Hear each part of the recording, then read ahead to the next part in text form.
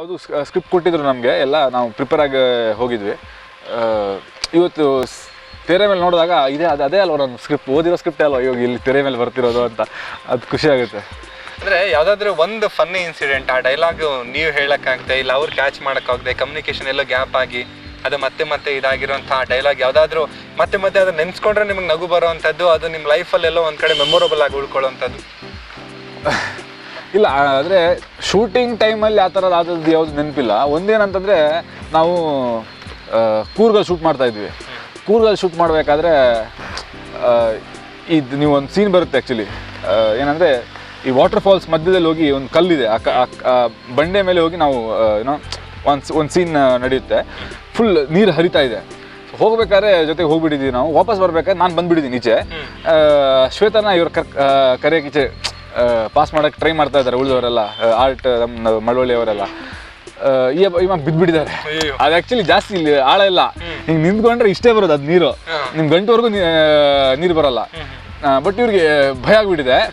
ನನ್ಗೆ ಗೊತ್ತಲ್ವ ಆಳ ಇಲ್ಲ ಅಂತ. ಆಮೇಲೆ ಅದು ರಭಸವಾಗಿ ಬರ್ತಾ ಇಲ್ಲ ನೀರು. ನಾನು ಫುಲ್ ನಗ್ತಾ ಇದ್ದೀನಿ ಇನ್ನೊಂದು ಸೈಡ್, ಅರ್ಧ ಕ್ರಾಸ್ ಆದವನು. ಇವಳು ಫುಲ್ ಗಾಬರಿ. ಉಳಿದವರೆಲ್ಲ ಇವ್ರ ಗಾಬರಿಗೆ ಉಳಿದವ್ರು ಗಾಬರಿ ಹೋಗಿದ್ದಾರೆ. ಬಟ್ ನನ್ಗೆ ಗೊತ್ತಲ್ವ, ನಾನು 2 ಸಲ ಆಚೆಗೆ ಹೋಗಿ ಬಂದಿದ್ದೀನಿ, ನನ್ಗೆ ಏನು ಆಳಲ್ಲ ಅಂತ ಗೊತ್ತದು. ಸೊ ನಾನು ನಗ್ತಾ ಇದ್ದೀನಿ. ಅದನ್ನು ಫೋಟೋ ಇವ್ರು ಕ್ಲಿಕ್ ಮಾಡಿ ಶ್ವೇತಾ ಅವರು ಫೇಸ್ಬುಕ್ಕಲ್ಲೆಲ್ಲ ಹಾಕಿದ್ರು. ಏನಂದರೆ ಇವ್ರು ಆ್ಯಕ್ಚುಲಿ ಹೀರೋ ಅಲ್ಲ, ಇವ್ರು ನೋಡಿ ನಗ್ತಾ ಇದ್ದಾರೆ, ಆ್ಯಕ್ಚುಲಿ ಇರೋದೇ ಮಳವಳ್ಳಿ ಅವರು, ಇವ್ರು ಆರ್ಟ್ ಡೈರೆಕ್ಟ್ರ್, ಇವರೆಲ್ಲ ನಂಗೆ ಸೇವ್ ಮಾಡಿದವರು ಅಂತ. ಆ ಫೋಟೋ ನೋಡಿದಾಗ ಎಷ್ಟು ಆಳದ ನೀರು ಪಾಪ, ಎಷ್ಟು ರಿಸ್ಕ್ ತಗೊಂಡಿರೋದು ಅನಿಸುತ್ತೆ. ಬಟ್ ಆ್ಯಕ್ಚುಲಿ ಆಳ ಇರಲಿಲ್ಲ ಅದು. This is one thing which is very funny actually. ಅದು ಬಿಟ್ಟು ಬೇರೆ ಯಾವುದಾದ್ರೂ ಒಂದು ನಾನು ಹೇಳಿದ ಡೈಲಾಗ್, ಡೈಲಾಗ್ ಈಗಲೂ ಜನಕ್ಕೆ ಸಾಕಷ್ಟು ಡೈಲಾಗ್ಗಳು ಅವ್ರಿಗೆ ಫನ್ನಿ ಅನ್ನಿಸ್ತಾ ಇದ್ರು ಮಕ್ ಕೊಡ್ದಂಗೆ ಯಾವುದಲ್ಲ ಅಂತ ಅನ್ನಿಸ್ತಾ ಇರುತ್ತೆ. ಆ ಥರದ್ದು ಯಾವ್ದಾದ್ರು ಡೈಲಾಗ್ ನಿಮ್ಮ? ನನ್ಗೆ ಇಷ್ಟವಾಗಿರೋ ಡೈಲಾಗ್ ಮೊದಲನೇದು ಯಾವುದು ಅಂದರೆ ಇದೆ, ಸ್ಲಿಪ್ಪರ್ ನಿಮ್ದೇನೆ ಬಟ್ ಮನೆ ಆಚೆ ಬಿಟ್ಟಿರ್ತೀರಾ ಅಂತ ಹೇಳ್ತಾರೆ. ಅಂದರೆ ಅದು ತುಂಬ ಸರ್ಕ್ಯಾಸಮ್ ಇದೆ ಅದರಲ್ಲಿ ಡೈಲಾಗಲ್ಲಿ. ಅದು ಸಿನಿಮಾದಲ್ಲಿ ಇನ್ನು ಸ್ವಲ್ಪ ಜಾಸ್ತಿ ಬರುತ್ತೆ. ಸ್ಲಿಪ್ಪರ್ ನಿಮ್ದೇನೆ ಬಟ್ ಮನೆ ಆಚೆ ಬಿಟ್ಟಿರ್ತೀರಾ, ನಿಮ್ಮ ಜೊತೆನೇ ಇರುತ್ತೆ, ನಿಮ್ಮನ್ನು ಹೊತ್ಕೊಂಡು ಊರೆಲ್ಲ ಸುತ್ತಾಡುತ್ತೆ, ಬಟ್ ಮನೆ ಒಳಗಡೆ ಮನಸ್ಸಿನ ಒಳಗಡೆ ಎಂಟ್ರಿ ಇಲ್ಲ ಅಂತ. ಅಂದರೆ ನೀವು ಬಾಯ್ ಫ್ರೆಂಡ್ಗಳನ್ನು ಆ ಥರ ಟ್ರೀಟ್ ಮಾಡ್ತೀರಾ ನೀವು. ಮನೆ ಒಳಗಡೆ ಮನಸ್ಸಿನ ಒಳಗಡೆ ಎಂಟ್ರಿ, ಅಂದರೆ ನಿಮ್ಮನ್ನು ಹೊತ್ಕೊಂಡು ಊರೆಲ್ಲ ಸುತ್ತಾಡುತ್ತೆ, ಬಟ್ ಮನೆ ಒಳಗಡೆ ಮನಸ್ಸಿನ ಒಳಗಡೆ ಎಂಟ್ರಿ ಇಲ್ಲ ಅಂತ ಬಾಯ್ ಫ್ರೆಂಡ್ಗಳಿಗೆ. ಅದು ತುಂಬ ಸರ್ಕ್ಯಾಸಮ್ ಡೈಲಾಗ್ ಅದು. ಅದನ್ನು ತುಂಬ ಇಷ್ಟ ನನಗೆ. ಇನ್ನೊಂದು ಏನಂದರೆ, ಈ ಪ್ರೀತಿ ಪ್ರೇಮದ ಬಗ್ಗೆ ಎಕ್ಸ್ಪ್ಲೇನ್ ಮಾಡಿದಾಗ ಒಂದು ಡೈಲಾಗ್ ಹೇಳ್ತಾರೆ, ಟ್ರೈಲರಲ್ಲೂ ಇದೆ ಅದು. ಪ್ರೀತಿ ಪ್ರೇಮ ಪುಸ್ತಕದ ಬದನಾಯಕ ಅಂದ್ರೆ ಲವ್ ಮ್ಯಾರೇಜ್ ಆದರು, ಪ್ರೇಮ ಲೋಕ ಸೃಷ್ಟಿಸಿದ್ದೇವರು ಅರೇಂಜ್ ಮ್ಯಾರೇಜ್ ಆದರು. ಲೈಫು ಹಿಂಗೆ ಅಂತ ಹೇಳೋಕ್ಕಾಗಲ್ಲ, ನಿಮ್ಮ ಆಲೋಚನೆ ಒಂದು ಯೂಟರ್ನ್ ಕೊಡಿ ಅಂತ ಹೇಳ್ತಾನೆ ಅವನು. ಅದು ನನ್ನ one of my favourite dialogues. ಆಮೇಲೆ ಇನ್ನೊಂದು, ಈ ಕಾಲೇಜ್ಗಳಿಗೆಲ್ಲ ಹೋದಾಗೆಲ್ಲ ಕೇಳ್ತಾ ಇರ್ತೀನಿ ನಾನು, ಏನೋ ಎಲ್ಲ ಹುಡುಗಿರು ಫ್ರಂಟಿಂದ ಚೆನ್ನಾಗಿ, ಬ್ಯಾಕಿಂದ ಚೆನ್ನಾಗೇ ಕಾಣ್ತಾರೆ, ಕೆಲವರು ಮಾತ್ರ ಫ್ರಂಟಿಂದನೂ ಚೆನ್ನಾಗಿರ್ತಾರೆ. ಬಟ್ ನಮ್ಮ ಬೆಂಗಳೂರು ಹುಡುಗಿರಲ್ಲ ಎಲ್ಲ ಆ್ಯಂಗಲಿಂದ ಚೆನ್ನಾಗಿ ಕಾಣ್ತಾರೆ. ಆ್ಯಕ್ಚುಲಿ ಶ್ವೇತಾಗಿ ಹೇಳೋದು ಸಿನಿಮಾದಲ್ಲಿ. ಅಂದರೆ ಈ ಡಬಲ್ ಮೀನಿಂಗು, ಆಮೇಲೆ ಎಲ್ಲೋ ಒಂದು ಕಡೆ ಆ ಡಬಲ್ ಮೀನಿಂಗ್ ಕೇಳೋದಕ್ಕೇ ಖುಷಿ ಅನ್ಸೋವಂಥದ್ದು. ಯಾಕಂದರೆ ಈ ಡೈಲಾಗ್ ಎಲ್ಲ ಖಂಡಿತ ನೀವು ಹೇಳಿದಾಗ ಎಲ್ಲರ ಮನಸ್ಸಿಗೂ ನಾಟುತ್ತೆ. ಹೌದೌದು. ಅಂದರೆ ಈ ಡಬಲ್ ಮೀನಿಂಗ್ ನಾನು ಹೇಳಿದ್ರೆ ಡಬಲ್ ಮೀನಿಂಗ್ ಇದ್ರು ಅದೆಲ್ಲ ಕ್ಲಾಸಿ ಆಗಿದೆ. ಅಂದರೆ ಯಾವುದಾದ್ರೂ ಒಂದು ಡಬಲ್ ಮೀನಿಂಗು ನಿಮಗೆ ಅದನ್ನು ಹೇಳಬೇಕಾದ್ರೆ ಖುಷಿ ಅನಿಸಿದ್ದು, ನಗು ಬಂದಿದ್ದು?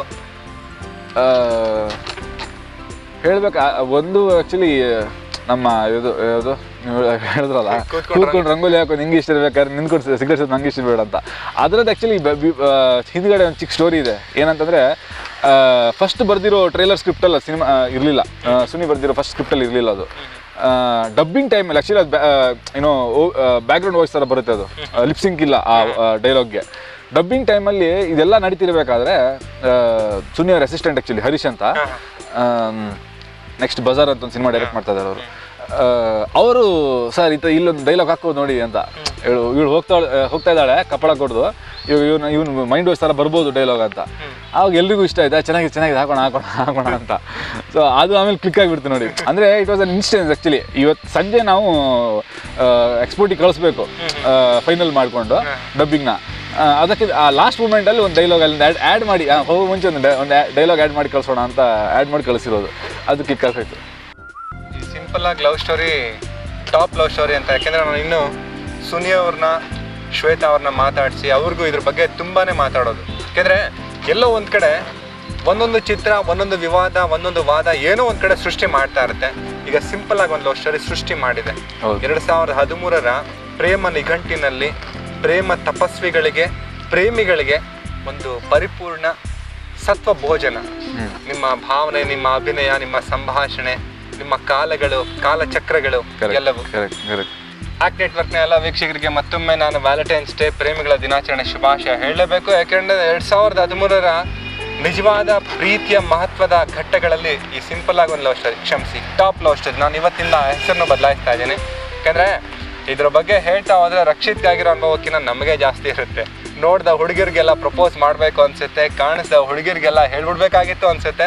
ಈಗ ಇವ್ರ ಕಾಲಘಟ್ಟದಲ್ಲಿ ಹಾಗಾದರೆ ನಾವು ಅಯ್ಯೋ ಇವಳಿಗೆ ಮೊದಲು ಅವಳು ಸಿಕ್ಕಿದ್ರೆ, ಅವಳಿಗೆ ಮೊದಲು ಇನ್ಯಾರೋ ಸಿಕ್ಕಿದ್ರೆ, ಇದರ ಅನುಭವ ನಿಮಗೂ ಆಗಿರುತ್ತೆ. ಆಗದೆ ಇದ್ರೆ ಈ ಚಿತ್ರ ನೋಡಿ, ಆಗಿದ್ರೆ ಅದನ್ನು ಮತ್ತೊಮ್ಮೆ ನೀವು ಮೆಮೊರೈಸ್, ಅದನ್ನೆಲ್ಲ ನೆನೆಸ್ಕೊಳ್ಳೋದಕ್ಕೋಸ್ಕರ ಆದರೂ ನೋಡಿ. ಖಂಡಿತ ಹೇಳ್ತೀನಿ, ಎಲ್ಲೋ ಹೋಗಿ ಏನೋ ಟೈಮ್ ಪಾಸ್ ಮಾಡೋದಕ್ಕಿಂತ ಟೈಮ್ ಜೊತೆಗೆ ಪಾಸ್ ಆಗೋ ನಿಮ್ಮ ಲೈಫಲ್ಲಿ ಎಲ್ಲೋ ಒಂದು ಕಡೆ ಸರ್ಕಮ್ಸ್ಟೆನ್ಸಸ್ ಕಾನ್ಸ್ಟೆಂಟ್ ಆಗಿ ಉಳಿಯುವಂಥ ಒಂದೇ ಒಂದು ಚಿತ್ರ, ಸಿಂಪಲ್ ಆಗಿ ಒಂದು ಲವ್ ಸ್ಟೋರಿ. ಸೂಪರ್ ಆಗಿತ್ತು. ರಕ್ಷಿತ್ ಅವ್ರ ಜೊತೆ ಮಾತು. ಈಗ ಮುಂದೆ ಶ್ವೇತಾ ಬರ್ತಾರೆ. ಶ್ವೇತಾ ಅವ್ರ ಜೊತೆ, ಯಾಕೆಂದರೆ ಹೀರೋ ಎಂಟ್ರಿ ಆದಮೇಲೆ ಹೀರೋಯಿನ್ ಎಂಟ್ರಿನೂ ಆಗಬೇಕಲ್ವಾ, ಹೀರೋಯಿನ್ನ ಕರ್ಕೊಂಬರ್ತೀನಿ. ಅವ್ರ ಜೊತೆ ಸಾಕಷ್ಟು ಮಾತಾಡೋಣ. 2000 ಟಾಪ್ ಲವ್ ಸ್ಟೋರಿಯಲ್ಲಿ ನಮ್ಮ ಕುಶಾಲ್ ಆಯಿತು, ಖುಷಿ ಜೊತೆ ಮಾತಾಡೋಣ. ಈ ಖುಷಿಗೋಸ್ಕರ ನೀವು ಖುಷಿಯಾಗಿ ಕಾಯ್ತಾರೆ. ಹಾಗೆಯೇ ತುಂಬಾ ಖುಷಿಯಲ್ಲಿದ್ದಾರೆ ನಮ್ಮ ಕುಶಾಲ್. ಅವರ ಮುಂದೆ ಸಾಕಷ್ಟು ಆಫರ್ಗಳು ಕಾಯ್ತಾ ಇದೆ. ಸಿಂಪಲ್ ಆಗಿ ಲವ್ ಸ್ಟೋರಿಯಿಂದ ಈಗ ಟಾಪ್ ಲೆವೆಲ್ಗೆ ಹೋಗಿದ್ದಾರೆ ರಕ್ಷಿತ್. ಕನ್ನಡದ ಯುವ ತಾರೆಗಳಲ್ಲಿ ಈಗ ಇವರು ಮಿನುಗ್ತಾ ಇರುವಂಥ ತಾರೆ, ಬೆಳಗ್ಗೆ ಹೊತ್ತೇ ಮಿನುಗ್ತಾ ಇದ್ದಾರೆ. ಹೇಗೆ ಸಿಂಪಲ್ ಆಗಿ ಒಂದು ಲವ್ ಸ್ಟೋರಿ ಸಾಕಷ್ಟು ರೆಕಾರ್ಡ್ಗಳನ್ನ ಕ್ರಿಯೇಟ್ ಮಾಡ್ಕೊಳ್ಳಿ ಅಂತ ಹೇಳ್ತಾ, ಈ ವ್ಯಾಲೆಂಟೈನ್ಸ್ ಡೇ ಸ್ಪೆಷಲ್ ಪ್ರೋಗ್ರಾಮಲ್ಲಿ, ಸ್ಪೆಷಲ್ ಡೇಯಲ್ಲಿ, ಸ್ಪೆಷಲ್ ಚಾನಲಲ್ಲಿ ಸ್ಪೆಷಲ್ ವಿಶ್ ಮಾಡ್ತೀನಿ. ಕಂಗ್ರಾಟ್ಸ್. Thank you. ನನ್ನ ಫ್ಲಾಶ್ ಬ್ಯಾಕ್ ಆಯಿತು, ಇವಾಗ ಹೋಗಿ ಶ್ವೇತಾ ಫ್ಲಾಶ್ ಬ್ಯಾಕ್ ಹೇಳಿ. ಧನ್ಯವಾದ. Thank you. ಬೈ.